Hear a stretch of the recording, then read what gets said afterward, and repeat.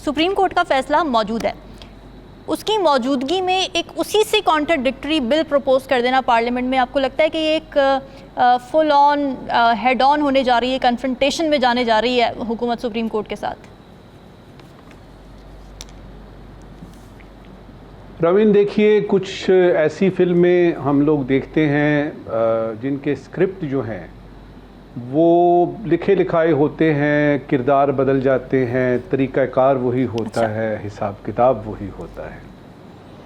अब देखिए कि अगर आप ये कहें कि जी ये जो बिल आप तरमीम 2017 के इलेक्शन एक्ट में लेके आ रहे हैं, ये कोई अचानक इसकी ज़रूरत पेश आ गई इसलिए कि मुकन्नना को कई मसाइल दरपेश थे और आइंदा आने वाले इलेक्शन जो हैं वो 2 हफ्ते बाद हो रहे हैं, फिर तो समझ में आती है बात। ये तो सीधा सीधा सा है कि देखिए, ये जो यानी सुप्रीम कोर्ट ने दिया ना जी, यानी मखसूस नशिस्तों का पीटीआई को पार्टी माना, मखसूस नशिस्तें उनको दी, उसमें इलेक्शन कमीशन ने पहले लैतो लाल की, उसके बाद आधा मान लिया, आधा छोड़ दिया। तशरीह की बात हुई, सुप्रीम कोर्ट ने कहा गलत तशरीह है, इलेक्शन कमीशन ने कहा सही तशरीह है। ये मखमसा, ये प्रॉब्लम, ये मुइम्मा जो है शुरू होता है बल्ले के निशान से। ठीक है।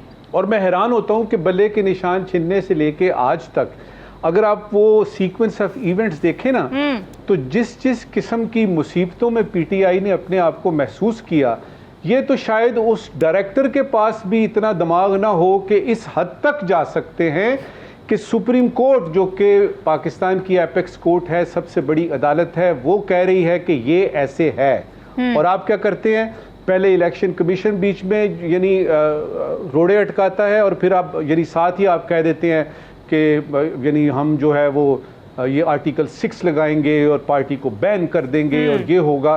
फिर कोई समझदार आदमी इनको बताता है कि ज़रा रुकिए, ये तुरप के पत्ते जो है ना ये आखिर में फेंकते हैं, पहले ज़रा देख तो लें कि हम अपने असम्बली में बैठ के कुछ कर सकते हैं कि नहीं।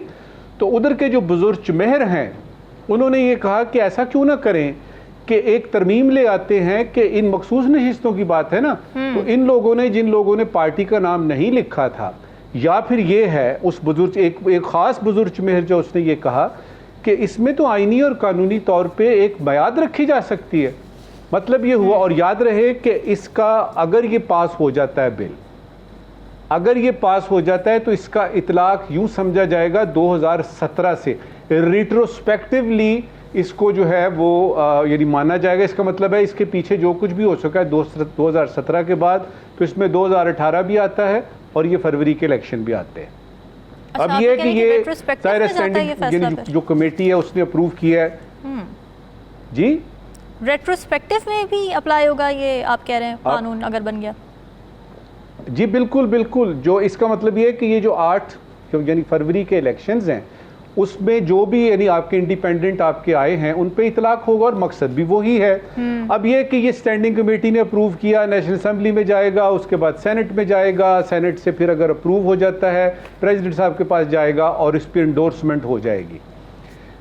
क्या फ़ायदा होगा जी इसको, आवाम को? बिजली कम हो जाएगी, कुछ और हो जाएगा, नुकसान सीधा सीधा सा पीटीआई को है।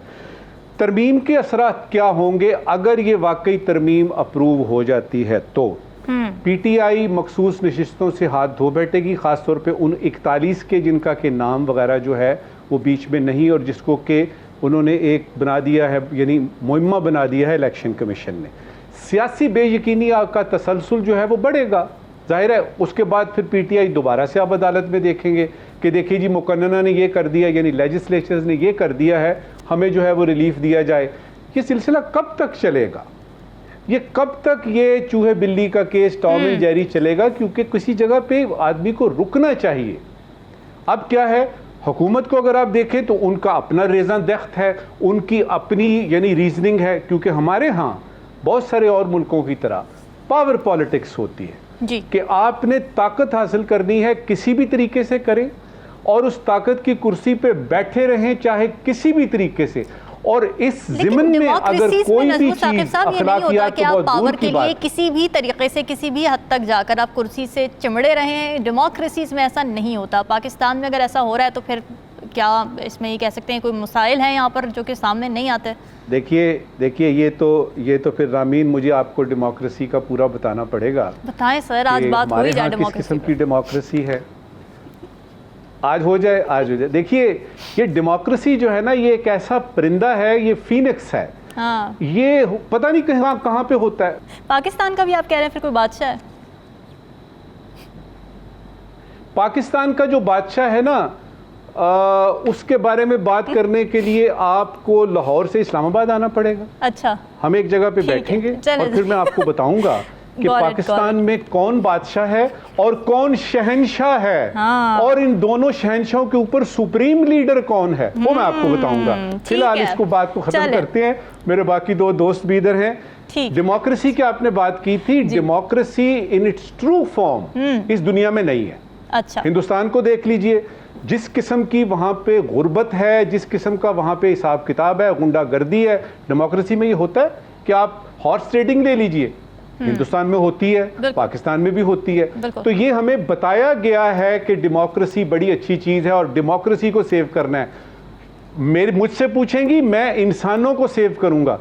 ये डेमोक्रेसी मेरे लिए है, मैं डेमोक्रेसी के लिए नहीं हूं, लिहाजा मैंने अपने अवाम को देखना है। और इस वक्त की सूरत हाल जो है Ramin, I am very sorry to say, इस वक्त की सूरत हाल जो है उसमें पॉलिटिकल पार्टीज अपने अपने पॉइंट्स गेन कर रही हैं, किसी का ध्यान अवाम की तरफ से नहीं जा रहा। यकीन करें, लोगों की बिजलियां कट रही हैं, लोगों ने 3 खानों की बजाय 1 खाना कर दिया है। तो गुजारिश यही है कि खुदा के लिए डेमोक्रेसी को तो आप बचा ही लेंगे, ज़रा आवाम को भी देख लीजिए। नज़्मुल साकिब साहब, ज़ाहिर है जो मिसिंग पर्सनस की फैमिलीज़ है, कई फैमिलीज़ ऐसी हैं जिसमें जो लापता होने वाला शख्स था वो वाहिद कफ़ील था उस ख़ानदान का।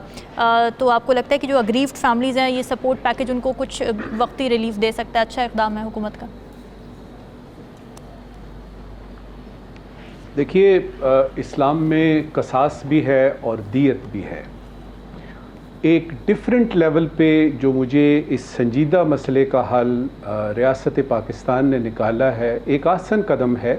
एक डिफरेंट लेवल पे मुझे उसी की कॉरलरी नज़र आ रही है, क्योंकि मिसिंग पर्सन है। अब क्या किया जाए? अब ये किया जाए कि दियत वगैरह पैसे दिए जाते हैं ना, तो उसमें वज़ीर कानून ने मेरे एक सवाल का जवाब दिया, जो कि अभी हम यानी सुन रहे थे, कुछ लम्हे पहले की बात है। जी जी। तो सवाल मेरा ये था कि क्या ये मुआवजा है उस शख्स का जो कि 5 या 6 साल से मिसिंग है? तो वज़ीर कानून ने ये वजाहत की, मेरा सवाल उन तक तो नहीं पहुंचा लेकिन जवाब उनका मेरी तक पहुंच गया। उन्होंने ये फरमाया है कि ये मुआवजा नहीं है, ये इमदाद है। इमदाद है, बिल्कुल। लिहाजा ये क्लियर हो गया। ठीक है। देखिए, हुकूमत का एक संजीदा मामले के बारे में सोचते हुए एक संजीदा एफर्ट है, एक संजीदा कोशिश है, जो कि यानी देखते हैं कि इसका क्या असर होता है। जहाँ तक किसी आदमी की, किसी इंसान की, भाई की, बेटे की, बाप की, दामाद की, उसकी रिप्लेसमेंट का ताल्लुक है, तो ये 50 लाख तो उसको रिप्लेस नहीं कर सकते। 2 चीज़ें बड़ी ज़रूरी होंगी यहाँ पे। एक तो ये राव साहब ने इशारा किया कि उसमें बहुत सारे जो घुसपैठिए हैं वो ना कहीं आ जाएं। मेरा कंसर्न ये है कि क्या वो लिस्ट तैयार हो चुकी है, वो लिस्ट किस तरीके से तैयार होगी, उसके पैरामीटर्स क्या होंगे, और दूसरा ये है कि क्या ये 50 लाख जो है ये यकमुश्त दिए जाएंगे, क्योंकि ग्रांट का लफ्ज़ इस्तेमाल हुआ है। अब ग्रांट जब आती है तो मुझे तो डर लगता है, क्योंकि अगर हम लेते हैं ना चाइना से, अमेरिका से ग्रांट, तो उसके साथ आती है कुछ शराइत। तो क्या ये यकमुश्त रकम मिलेगी और सीधी उनके बैंकों में जाएगी, या कोई इसका तरीक़ाकार कुछ और होगा? ये फैसला जो किया है हमारी कैबिनेट ने और हमारी हुकूमत ने और हमारी रियासत ने, आसान फैसला है, अच्छा फैसला है, मुश्किल फैसला था, लेकिन हुआ देर आए दुरुस्त आए। अब सिर्फ ये देखना है कि सही मानों में, क्योंकि हम जानते हैं कि जब डिसबर्समेंट की बारी आती है ना, जब पैसे देने की बारी आती है, तो एक तो यह है कि घुसपैठिए होते हैं, दूसरा ये होता है कि जो देने वाले हैं वो बांटते कैसे हैं। क्या बंदर बांट होती है कि वाकयातन सही जो यानी वाकई जो सोगवाराने मिसिंग पर्सन हैं उन तक ये पहुंचता है कि नहीं, ये कुछ दिनों बाद हमें पता लगेगा।